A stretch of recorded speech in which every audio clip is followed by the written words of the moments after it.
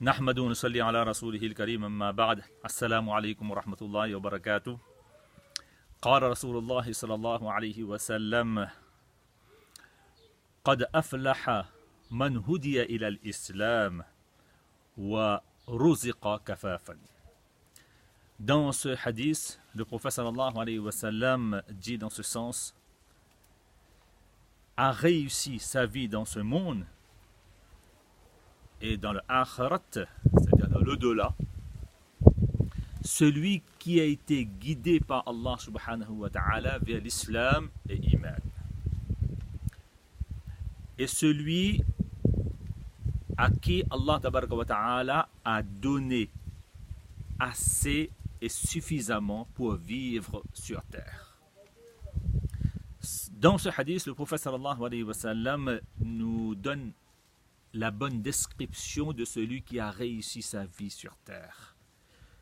Et le prophète sallallahu alayhi wa sallam nous le résume en deux phrases.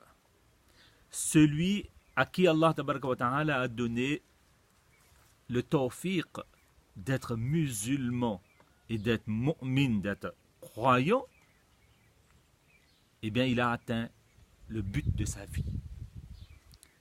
Et deuxièmement, celui à qui Allah tabaraka wa ta'ala a donné suffisamment à vivre, c'est-à-dire tous ses besoins vitaux sont satisfaits, tels qu'il a assez à manger, à boire, il a de quoi se loger, se vêtir, se déplacer. Eh bien, si on a ces deux-là, le but de notre vie a été atteint, on a islam et iman, nos besoins vitaux ont été satisfaits, eh bien on a réussi notre vie. Maintenant, si nos désirs, nos souhaits, nos vœux se réalisent, tant mieux. Et si ça ne se réalise pas, tant pis. Parce qu'on ne peut pas tout avoir dans ce monde. On ne peut pas tout satisfaire dans ce monde. On ne peut pas tout assouvir dans ce monde. Ce rêve-là ne se réalisera que dans le akhirat, que dans le Jannah, que dans le paradis. Allah tabaraka wa ta'ala nous le promet.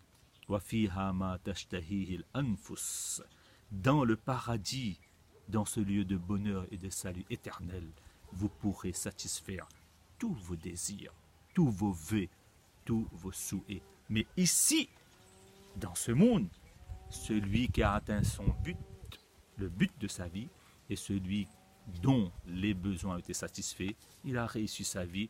Donc si nos désirs n'ont pas été satisfaits dans ce monde, il ne faut pas s'en prendre la tête et ne pas se lamenter et se plaindre tout le temps. Qu'Allah tabaraka wa ta'ala donne le tawfiq de comprendre la vraie définition de la réussite de notre vie sur terre. Wa akhiru da'wana alhamdulillahi rabbil alamin.